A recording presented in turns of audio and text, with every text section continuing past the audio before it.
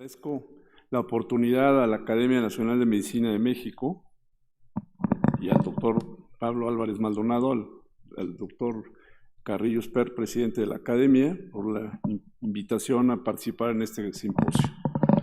A mí me tocó el tema de coccidioidomicosis, que es un tema que aquí en nuestra ciudad o alrededor de ella no es tan frecuente como lo es en el norte del país. Para ello invité al doctor Graciano Castillo Ortega, que trabaja en el Hospital General del Estado en Hermosillo, Sonora, quien tiene una amplia experiencia en el tema, y él me ayudó con algunas radiografías, y él es un cirujano torácico que actualmente es el presidente de la Asociación de Cirujanos Torácicos Generales.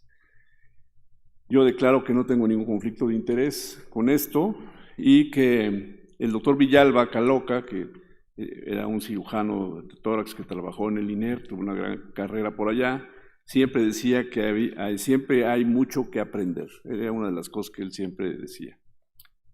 La coccidioidomicosis es causada por un hongo dimórfico, el coccidioides, y hay varios tipos, el 60% es asintomática. Nosotros, por el tipo de patología que da, siempre estamos obligados a hacer diagnóstico diferencial con tuberculosis, pero aquí en el antiplano, pero hacia el norte, es de primera prioridad la coccidioidomicosis antes que la tuberculosis. Sin embargo, son enfermedades que pueden presentarse y hay que hacer diagnóstico diferencial, e inclusive hay otras dos que van a hablar adelante que también son diagnóstico diferencial. Estas manifestaciones son muy diversas, también se le llamaba fiebre del valle, y hay formas localizadas y progresivas. La manera de diagnosticarla es con un cultivo positivo y se identifican las esférulas en los tejidos afectados, así como se observa en esta diapositiva donde se ven las esférulas. El doctor Gastón Madrid es uno de los pioneros de la neumología mexicana y allá en el norte fue uno de los investigadores líderes en la coccidioidomicosis en México. Él tenía veía a los pacientes en un paciente que se llamaba la Casa San Vicente por tuberculosis y donde se empezaron a aislar los primeros casos de coccidioides. El primer caso se presentó en la reunión de la Sociedad Médica de Hermosillo, y ahí está la referencia de su publicación, y posteriormente en una serie un poco más grande, el doctor Madrid publicó un primer reporte en la Revista Mexicana de Tuberculosis del Aparato Respiratorio, que es la actual revista de la Sociedad de Neumología y Cirugía de Tórax.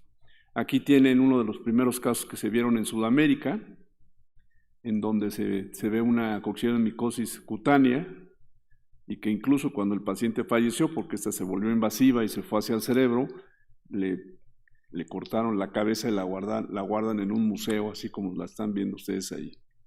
Dice la cabeza de Domingo. Y en la literatura hay algunas publicaciones, no hay muchas, como que no es un caso, una enfermedad que tenga muchos casos, pero sí los tiene. Y aquí está dentro de la guía mexicana, donde han participado investigadores mexicanos. Pero las preguntas que siempre se debe de hacer uno en el manejo de esta enfermedad es, primero, ¿es necesaria la intervención médica?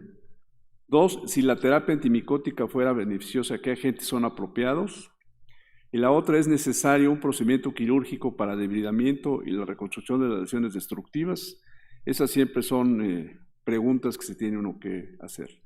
Pero el tema actualmente es si hay o no indicación quirúrgica en el paciente que estamos viendo. De manera que muy pocos pacientes son los que llegan a la parte quirúrgica, y lo más común es que se puedan hacer dentro de esas indicaciones quirúrgicas el diagnóstico de la enfermedad. Y es una enfermedad cavitaria, sintomática, con complicaciones o por falta de falla del tratamiento. La fuga aérea es una de las morbilidades que se asocian, y esto es a lo que se le llama la fístula broncopleural. También puede haber indicaciones quirúrgicas por hemoptisis persistente o masiva, cavidades pulmonares que aumentan más de 5 centímetros, o neumotórax espontáneo con colapso pulmonar persistente. El empiema no controlado con tubo pleural, por cierre de fístula broncopleural, decorticación, o bien un fungus ball sintomático, que es el que se coloniza en las cavidades, en las cavernas residuales de la enfermedad. Ahí tienen algunas indicaciones quirúrgicas por tipo de afección, por nódulo pulmonar, en el cual salga al paso el que es una coccillomicosis, la cavidad pulmonar asintomática, la cavidad pulmonar sintomática con perforación, ruptura, empiema, hemorragia, y la neumonía fibrocavitaria crónica con hemorragia o con falla de tratamiento. Aquí hay algunos procedimientos quirúrgicos que se pueden llegar a realizar, que es la cirugía diagnóstica, como ya la vimos, como en otras enfermedades comunes o que se pueden hacer un diagnóstico diferencial. La cirugía de ventana de Loeser, que es una posibilidad en esta enfermedad, como lo es también en otras enfermedades. La segmentectomía, la lobectomía y la neumonectomía, salvo que estas últimas dos tienen un alto riesgo de fístula persistente y complicaciones muy graves de esta enfermedad. En este estudio de Solomon y colaboradores se concluyó que la resección puede ser realizada bajo riesgo perioperatorio. El uso de la anfotericina B debe ser reservado a pacientes con alto riesgo de diseminación. El screening inmunológico, que es la prueba cutánea, puede ser sugestivo, pero no diagnóstico, como lo es en otras enfermedades granulomatosas, y la resección debe ser limitada al mínimo necesario con márgenes limpios y amplios libre de enfermedad.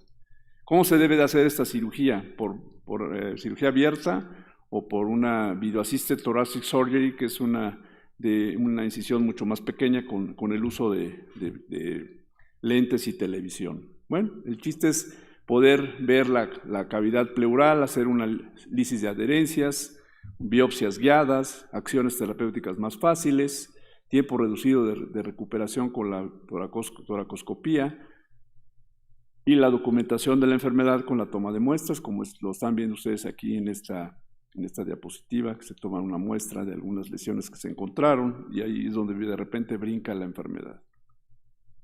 El VAT se ha utilizado en el manejo de esta enfermedad y el manejo quirúrgico de la neumonía cavitaria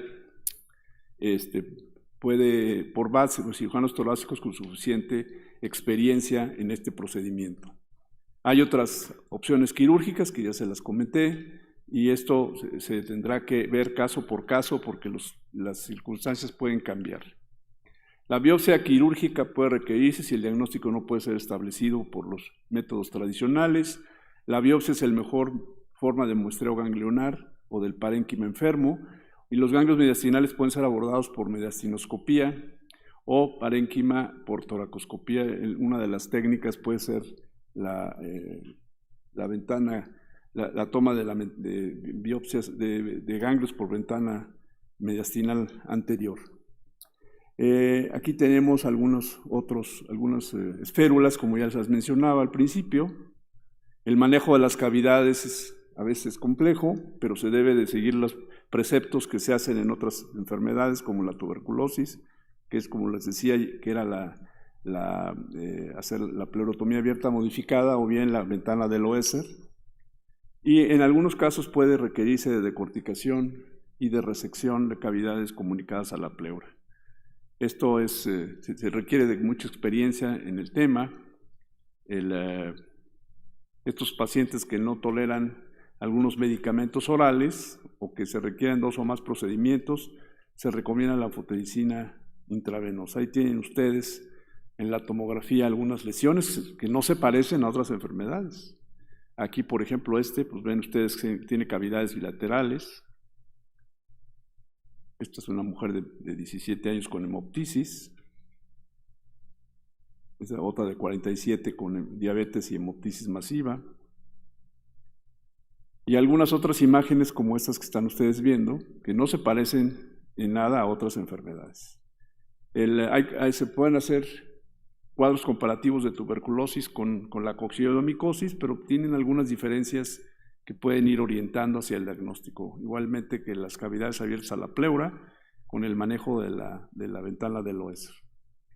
El problema principal que tiene es la persistencia de la salida de aire hacia las cavidades y sin duda, como les decía al principio, en Sonora tienen mucha experiencia, ellos ven muchos casos. El doctor Graciano Castillo desde 1990 tiene reportados más de 55 pacientes a los que se le han hecho diferentes tipos de modalidad quirúrgica. Ahí ven ustedes la exploración de una cavidad y esta es una ventana del OESR. Concluyendo, la coccidiosis de micosis es una enfermedad de mayor parte de veces autolimitada y en algunos casos se requiere el manejo médico y la evaluación continuada para ver su evolución. Algunos casos con indicación específica pueden ser candidatos a manejo quirúrgico, tanto diagnóstico como terapéutico. Agradezco nuevamente a la Academia Nacional de Medicina de México, a su presidente, al doctor Raúl Carrillo Espert y al doctor Álvarez Maldonado por su invitación a participar en este simposio. Muchas gracias.